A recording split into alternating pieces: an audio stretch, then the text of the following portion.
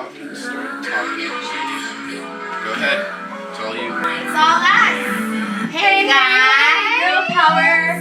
Do you hear some missing voices? No test. I don't hear any missing voices. This is how it's supposed to be. Welcome to the Cherry Haze Fridays Girl Power Edition. Your girl Miss Cherry and Niki Middleton here. It's raining outside, but it's warm in here. And it's not raining men today. That's what's up.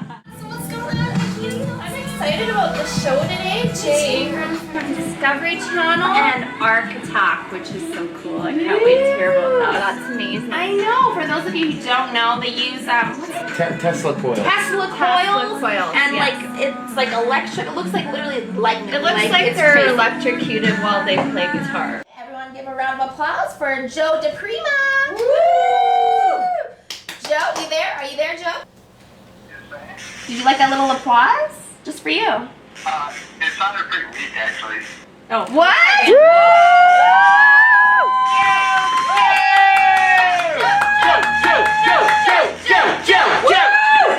Was that better? Yeah, that was better. Thought we lost him there. I know. I'm like, uh-oh, not a good start. So how are you doing? What are you up to this evening? You're like a busy guy. Yeah, we're actually about to go pack up our trailer and preparation to go to camp. So why don't you let everyone know what it is that you actually do with Arc Attack? Explain the phenomenon that is Arc Attack. Well, it's pretty hard to do, but I think the best way to put it is that, we built a lot of our own musical instruments. The centerpiece of the act being our two musical Tesla coils, which are these million-volt lightning machines. And it's a little complicated to explain, but basically we use a computer to make the electricity actually vibrate the air and produce sound pressure waves that creates. That is insane. We did see the video, and I actually saw you guys audition on America's Got Talent a few years ago. So I know all about it. Look, how was that audition? How did that go? What was that experience like? Oh, that's a very long story, but we did it all the way to the semifinal, which was pretty cool. So we performed 3 times on the show. That's and it was overall a very positive thing for us. That was insane. And so, how did it even come about? Where did you guys come up with the concept? So, electronics has always been a hobby of mine. What was getting really popular, when I was a little younger, was people building these Tesla coils that were made out of solid-state components. And solid-state just means basically that it's using transistors and logic chips and other silicon things that weren't around when the Tesla coil was first invented. And it was pretty clear to us that there were a lot of things that we could do with the machines that you never would have been able to do using the traditional components. And so we had the idea to, just make it play some musical notes. So we had it hooked up to the keyboard. It was just a small little machine, probably made like 6 12-inch arcs. It was just like it was the coolest thing ever. And so we just started making it bigger and better and posting YouTube videos and stuff like that, and got a lot of attention for it. And the rest is history. So, pretty much. so you are the founding member of the group. So how did you find, everyone else? How did you guys all come together? It's kind of funny because most of us actually met on the internet through various forums. Plenty of Fish? eHarmony? No, not that. Just kidding. So basically, one of the members is my brother, so that was pretty much a given. But it was pretty funny because I lived in Texas at the time and he lived in Michigan. And he's an electronic music expert, basically. And so when we first got into this, we had him composing tracks and converting things over, and he would send me the files to the email that we would use to, perform at the shows. We had a lot of shows because, when we first started this, it was a really, really hard thing to get into. So a lot of times by the time we'd have to play a show, we weren't quite ready yet. And so there were many trips where we'd stop at McDonald's to use the Wi-Fi so I could download files that my brother Oh my God. that we were going to be using at the show. Yeah. And so that's basically his story. One of our other members, Sam McFadden, I met him online, and I actually met him the first time when I took a train from Austin, Texas, up to Oklahoma City, so I can help him fix a robot that pulled out of a dumpster. Wow. Okay. And then we got Steve Ward, who is, he's a Tesla coil expert, and, I met him online also, and a lot of the hardware that we developed, we did it while I was in Boston and he was in Chicago, and then he just recently, probably within the last year or two, moved down here to help us out. But yeah, the internet's a pretty crazy place. Lots of weird things happen because of it. Well, I love what you guys do. Like, it's completely, totally different. I've never seen anything like it. So, what do you guys find are like the biggest challenges? The biggest challenges, it would definitely convincing the venues that our show is safe to exist inside of it. That it's safe, hey? Oh my. Because when somebody gets it in their head that the machines are too dangerous to use on their stage, there's usually no amount of logic or science that could ever convince them otherwise. And so, especially like back when we first started, like to book a gig, it usually required me, writing 150 emails back and forth. I actually have gigs where we did do over 150 emails. So I think that's probably been our biggest challenge. Probably is just convincing people that this is safe and it's something that we can do and we're not going to destroy their equipment and no one's going to die and all that stuff. Well, I think you've managed to do that because you guys do have some connections with the infamous illusionist David Blaine. So explain that a little bit. David Blaine contacted us last year because he wanted to do something crazy. He couldn't quite put his finger on it. Right. And so I met him, and at the time he was working with Stephen Chow, who's the producer for Thompson, America's Most Wanted. And I guess he's the producer that originally did David Blaine's Street Magic. So they flew out to Austin a couple times, and we just had some sessions where we sat down and we talked about the different things that we could do with lightning. It was clear we wanted to do something sort of endurance stuff, but we had a lot of different ideas. And so what we came up with, was probably the result of like 3 or 4 meetings. And then after we got started, we just had absolutely no time to get all this stuff ready. We basically had to build 8 Tesla coils from scratch in about 40 days. And the thing that really sets it apart is that these machines have to run for 3 days straight without shutting off, which has never, ever been done before. Usually a Tesla coil works for 10 minutes before it ends up on the shelf for 5 years. Wow. Yeah, so we had to overcome some obstacles and really, really get our heads into it to think about how we were going to, make it happen. And we did it. We did the whole event, and every single one of our machines was working perfectly by the end of it. That is so awesome. And that's why you guys are where you are today. With, like musicians and, just regular whatever, like rock groups, they have their little following. So are there any Art Attack groupies? You have to have groupies. Come on.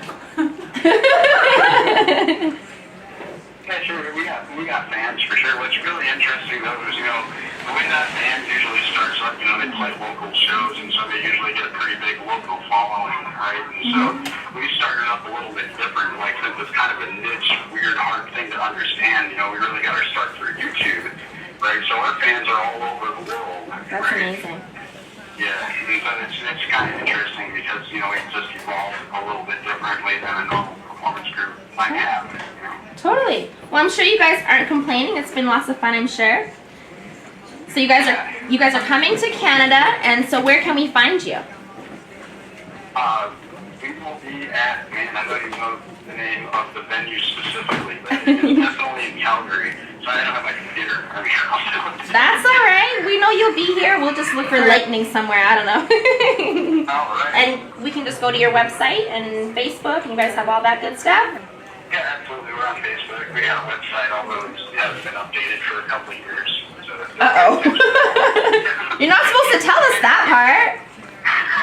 Well, it's obvious when you go do it and look, so I'm not going to try to hide anything. The Facebook page is where all the action's at. Well, good stuff. Well, we'll be sure to look for you guys. Thanks for taking the time to talk to us today. Much appreciated. Yes, no problem. Thank you very much. Joe DePrima, everybody. I think, is that like Italian? What is that? DePrima? Anybody? DePrima? Isn't that like a type of noodle or something? I don't know. Sounds like a drink. DePrima? Very fancy, very... Have a nice glass of DePrima. Oh, who just walked into the studio? Where is the presence of a legend? Just like that, I turn around and He there just he pops in is. like Batman. You were busy. I was busy, you're right, that's okay. Welcome, welcome, welcome. Do you have any song requests while you're here? Listening to Laurie Anderson on the way in. Laurie Anderson, bring it up, Kofi. Bring it up. Laurie Anderson, you don't- Mr. J. Ingram guys. to play Lori. We're gonna play off a little Mary J. Blige and Drake. Mr. Ingram is in the house. He's It's like a chilling, 20-year-old having now. a cup of I'll coffee, check relaxing, my and then kid. he's gonna sit down and Called talk to Big us. Science. Big science. We have weird science as the Big intro. science, weird science. It's all good science. We're so honored that Mr. J. Ingram is here, founder of Beaker Head. Welcome, Mr. J. Ingram. Okay, so because the other founder is probably listening to this, Marianne. Hi, Marianne. I'm a co-founder. My And apologies. that's okay. But the truth is, it was really her idea, and Beaker Head is her name. I mean, it's the name. She gave it the name. Okay. So she should get credit. But from now on, I'll talk about it as like I invented it. Okay. We'll let you. You're the star. For now. Yeah, wait till I get home. So what brought on Beaker Head? Well, so both Marianne and I have always been interested in getting science across in more interesting ways, and that quite often involves combining art with science in some way. Okay. So, you've heard of, like in universities in the States, there's now a sort of dance your PhD competition where people have to do Yeah. a kind of rhythmic interpretation of their incredibly arcane work. So stuff like that we really liked. And Marianne just had the idea that engineering should be a key part of some kind of event, a celebratory event, right? An event, as exciting as the Stampede has become over 101 years. Kind of festival or an event or a series of events over 5 days where art and engineering mix in unusual ways. So Marianne and I run the science communications program at the Banff Center every summer, for young people who are most of whom are scientists, but think that they may not want to work in the lab for the rest of their life, but go into telling science stories. So we run that together.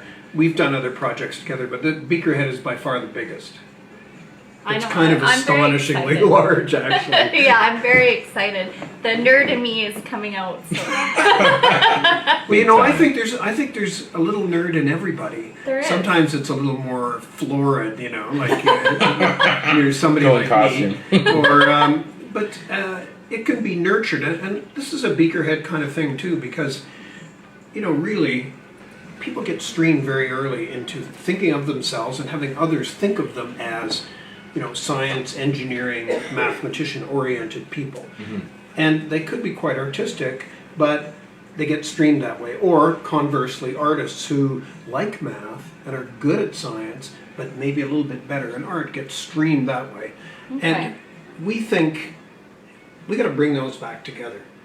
And that's why we can have a 40-foot-high Gothic rocket ship at Beaker Head, because surely that is art and engineering smashed together in an unusual way. I can't believe they didn't come up with it sooner, actually. Which is Well, surprising to me. what one of the interesting reactions that Marianne and I used to get when we started going around with hands out looking for money, we would go to people and they'd say, well, where did this idea come from? Have they done this in, what other cities have they done it in? The assumption was it wasn't Canadian. The assumption was it wasn't Calgarian.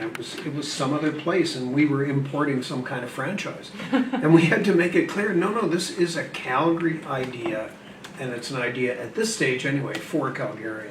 Which is awesome. I mean, people complain all the time that nothing's ever going on. There's lots going on. It's just looking for it. So Well, and that's quite true. And so you could argue, well, there are places where you can find art and engineering coming together. But one of the things we're going to do with Beaker Head is put it out on the streets. So we are going to have a 40-foot-high Gothic ray gun rocket ship. Seriously? Seriously. They're going to be putting it together starting Monday. And it will be the central meeting place. Wow. If you're interested in finding out what Beaker Head events are going to be going on. So I love that it's family oriented, it's something new and exciting, and it's in Calgary. I mean, what more can you ask for? It's really important, if we're going to be sort of true to ourselves, it's really important to be able to attract kids, seniors, everybody in between, no barriers. Exactly. And not only, in that I include not only people coming to see things, but people wanting to contribute and build. You know, in this, we do have some things like the rocket ship and others that are coming here. But in the end, Beaker Head will be successful because local Calgarians will get involved. There are a lot of people in this city that build stuff. Oh, And you know, take it to Burning Man. Oh That's yeah. true. I've been to Burning Man once. Beaker Head is not Are you Burning gonna go Man. to 2015 for the next one? I don't do well in the heat. I help you out. It's an African technique. Kofi's trying to help him go to. Burning back. Anyway, yes. So the kind of people that love Burning Man for the art. There are a lot of people like that in Calgary. You know, there are guys that build mobile armchairs that you can drive around, and you see them driving around on the playa at Burning Man, and they come back to Calgary, and you slap the armchair like that, and dust comes up. Oh, yeah. It's been in the desert so long. So we want to have some of the Burning Man kind of things here, but as Beaker Head develops, I think that we'll see more and more of them being created here, and you will see stuff. You know, very large hippo is migrating here, but there are a couple of very large things being built here that are astounding and will knock people out. You're all pretty nerdy, if you ask me. Oh, thank you. Thanks, man. This is the best. Okay, Hot now, one thing that I've always wanted to ask you is there going to be a presentation of people that are home inventors? Like the person that created the Dyson ball for the vacuum, right? If people like, We expand? actually wanted to get Dyson here. That would have been crazy, Yeah, well, man. some of these And the things... guy that does the Segway, too. Yeah. We Kofi talked an about envelope him, right but now. Dyson we were pretty keen on because Dyson says many of the things that we think Beaker Head says too. You know, don't separate artistic from scientific or technological. Bring them together however you can. Encourage people. Don't set any barriers to creativity. One of the things that we insist in Beaker Head is that we're not curators. You know, we're not going to go out and say, I think of the three, we'll only take this one. We don't do that. As part of this, trying to get the community of great artists and engineers and builders in this city together and working toward this, we're just saying, build whatever you want. If you build it, they will come. That's such a good motto. Why didn't I think of that? Copyright. There we go. Wait, there is... Oh, Kevin Costner. Yeah, that's right. I have a couple other questions Sure. for here. They're off the Beaker Head path, but we're curious. That's okay. I'll wrap Beaker Head into the answers. Yo, he's gonna rap people. He's gonna rap. He's all like this Yeah. rap. No, I Oh. have a good sense of my limitations. Science rap. And go. Yeah. As he walks out the door. No. Do you have plans to return to being a TV host? And if so, what sort of topics would you cover to captivate viewers? I have no immediate plans to be a TV host again, although I will be subbing on Daily Planet a few times this year. Yeah, I did read that. Yeah, so, I'll do that. And I have a column. Actually, I have a column I really like doing. So it's on every other Thursday. So it's called Seriously. And what we take claims made by others, usually in like the scientific literature, and we test them out. And we shot a bunch of these in Calgary because I'm basically here, right? So you should watch for that. The one we had last night was a bunch of students from the engineering faculty at U of C, and we gave them 5 kilometers of duct tape. That's a lot of duct tape. That's a huge amount of duct tape. We went out to a wrecking yard in the East End, and they had to lift a car using only duct tape. That's brilliant. And so the way it was going to be lifted was they had a forklift truck that would come in with the forks sort of over the car, so you had to somehow create loops or something with your duct tape. Wow. Anything, it doesn't matter, a rope, something that the forklift could get under and then lift up the car. Are these open challenges that you get, like simple household tools, and try to... Well, that one was, but not always. I'll tell you about it. There was another one, more of a psychology experiment, where a guy in England claimed that if he approached women in the street and just flat out asked them for their phone number, he'd get something like 14% would say yes. which I find unbelievable. Okay, Must not have been Calgary. unbelievable. Like you know, like Wasn't Calgary. 7 out of 7 women, one will just give you her phone number anyway. But the correct second phone part was he claimed that carrying a guitar, it went up to 31%. I believe that.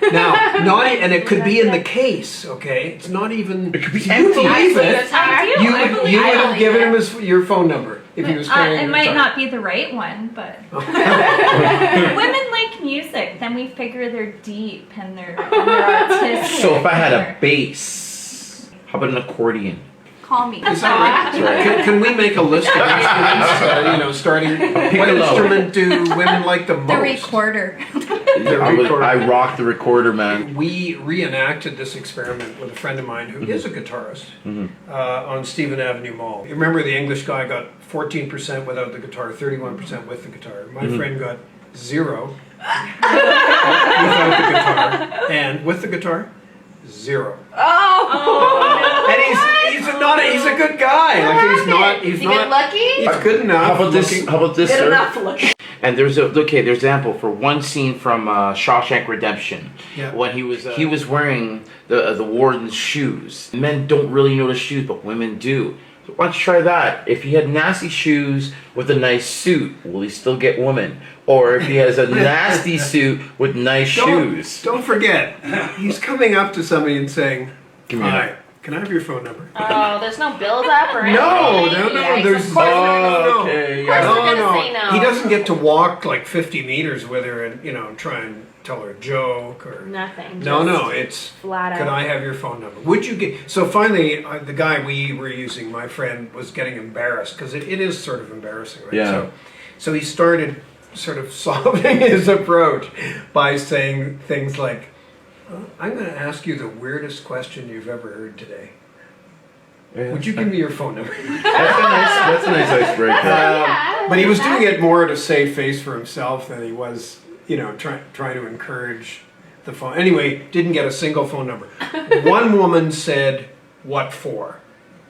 Okay, So, what's a little bit Theoretically, more if he had a fantastic reason, answer, She- then she probably might would have. Okay. when you're trying to do an experiment like this, it's everything is important. Where are you set up? You're set up on Stephen Avenue Mall. Yeah. True. That Late place is morning, packed, yeah. lunchtime, early Yeah, nice afternoon. People are going places, like they're on lunch hour, and they have a purpose. They're going, there weren't a lot of people this was after well after the Stampede. There weren't a lot of people that looked to me like they were just wandering around window shopping. People were moving with a good pace. So it's more of an interruption, so you have to take that into account. Depends what Very mood nice. the girl's in and where the stars are lined and the moon and Well, yeah, exactly. what they had to eat. Yeah. Short answer is I can't actually envision doing TV hosting again, but you never know. It depends. what Somebody happens, might what say, comes "Here's up." a show," and it seems like a pretty cool show to me. I might think it's worthwhile. It would depend on where it was and everything else. For you, what's your opinion on the proposed one-way ticket to Mars offered by Mars One? Well, people are free to decide to take a one-way trip if they want. I mean, is it surprising how many there have been like 4,000 people or something? That I applied $33 for the application to go you to did, Mars. eh? So why did you do 33? that? Okay, honestly, there's Because something I can inside. think of a lot of other ways of spending $33. Yeah, I know, but you know what? There's a part of Maybe me. you should have interviewed us. As a little kid, I've always looked up to the stars, and there's something about Mars that just fascinates me, and I honestly believe deep down inside that I would be helping out the human race just by going up there. I'll have the biggest smile on my face knowing. I think that's a worthwhile argument. It's like the first explorers to any foreign land, except it's extremely foreign and extremely yes. far away. But like many other explorers, you might not come back. If I could find something up there, because I honestly believe there's something up there, just to send back a message going, Kofi found something, and I think it's a ship, and he took off with it. And now he's dead. That'd be good. So you're talking about the whole Discovery Channel's Ancient Aliens. Do you feel there's aliens or other life forms out there? So, there's kind of a split answer to that. Do I think, given the size of the galaxy, let alone the universe. You know, you're talking about hundreds of billions of stars, and now it's become so clear over the last 15 years that many stars have planets. Many, not just, you know, honest to God, when I was a kid, you never thought about planets around other stars. There just didn't seem to be any evidence of them. Anyway, now there's hundreds and hundreds. So I think the chances are pretty good that there are first of all, other life forms and maybe intelligent life forms. But have they, you know, been hovering over some shopping mall in Wisconsin? I don't think so. I don't think so. Although, you know, I know some people in my own family who were up at a cottage and saw a very weird hovering lighted thing over the cottage in the middle of the night. And these are people who, you know, they're not crazy, so I don't know. But I'm not persuaded by any of the, you know, pictures of flying saucers. Well, excellent. Thanks so much, Jay. Is there anything else you'd like to say before we wrap this up? We really appreciate it. And how your people time. can connect with Beaker Head. Beaker Head. Keep your eye out for the Gothic ray gun rocket ship, because that's where if you're physically there, you can go. It's an amazing thing. You get to experience it, but then you can also find out what other Beaker Head events are going on at the time. Like there's more than 40. I'll just say quickly the tremendous and curious world of Beaker Head. It's a night of music and science and engineering, but a really weird and interesting mix. And Chris Hadfield will be there as part of the night. So it's going to be great. So it's a Friday. That's Friday the 13th. We're not suspicious. I mean superstitious. Yeah. So you can go to beakerhead.org for more information, and thanks so much for joining us, Jay. Thanks, Jay. Did we Thanks, give him a little everybody. cheer? Did we give him a cheer? Yeah. Absolutely awesome. It's so awesome. I'm sorry. I'm just overclamped. Well, it was a pleasure having you on. Maybe we can have you back when we have our official Yeah. Mighty studio. Yeah, You know absolutely. where we started and where we're going. You're Just stuck play some now. Beatles music. That's all. You Oh, got I it. will, man. Hip-hop Beatles mix just for you. It's been an absolute honor. Make sure that you check out Beaker Head and And the guys from Arc Attack. Art Attack, Joe DePrima is electrifying. I whatever. cannot wait to see Beaker Head. This girl's so just stoked. like Beaker crazy. I And this was absolutely the most amazing night that I've ever had with Jevin, Niki, Priscilla, Jeff, Michelle, Gord, everyone. Have a great time. Keep on dancing, and thank you for listening in to Fresh FM.